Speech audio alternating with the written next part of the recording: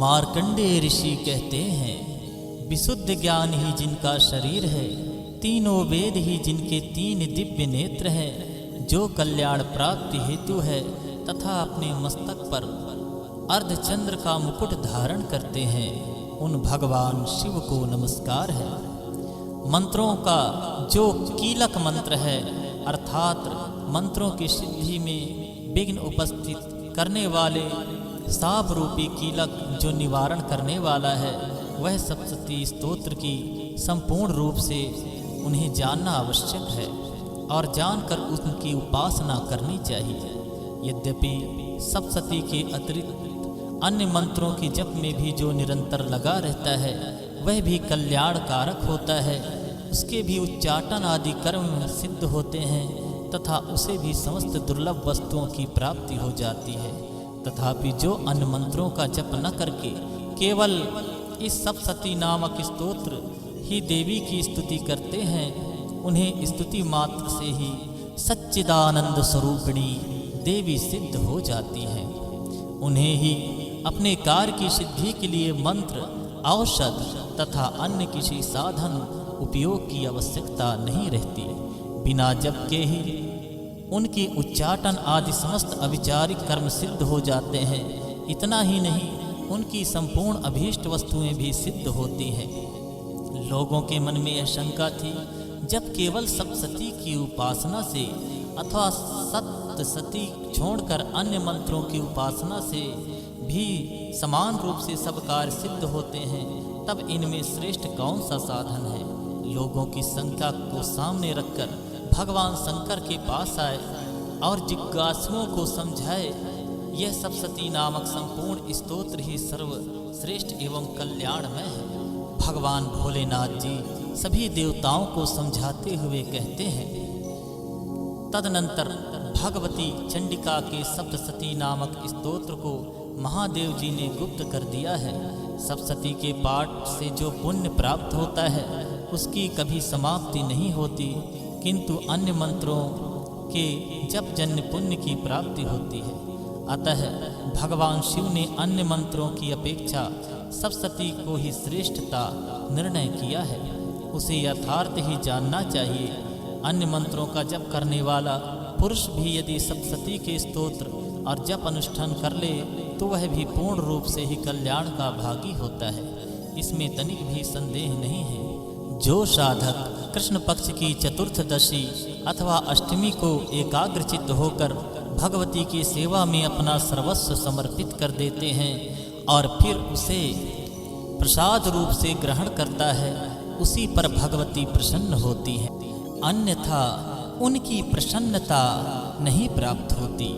इस प्रकार सिद्धि के प्रतिबंधक रूप कीलक के द्वारा महादेव जी ने इस स्तोत्र को कीलित कर रखा है, जो पूर्वोक्त रीति से निष्कीलन करके इस सप्तशती स्तोत्र का प्रतिपादन स्पष्ट उच्चारण पूर्वक पाठ करता है, वह मनुष्य सिद्ध हो जाता है, वही देवी का पार्षद हो जाता है और वही गंधर्व भी होता है।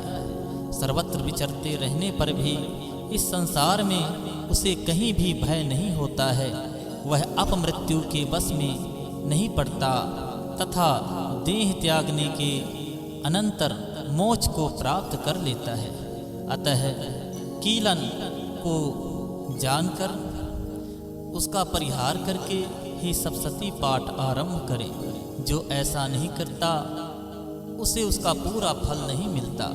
इसलिए कीलक स्तोत्र और निष्कीलन का ज्ञान प्राप्त करने पर ही स्तोत्र निर्दोष होता है और विद्वान पुरुष इस निर्दोष स्तोत्र पाठ आरंभ करते ही स्त्रियों में जो कुछ भी सौभाग्य आदि दृष्टिगोचर होता है, वह सब देवी के प्रसाद का ही फल है। अतः इस कल्याणमयी स्तोत्र का सदा जप करना चाहिए।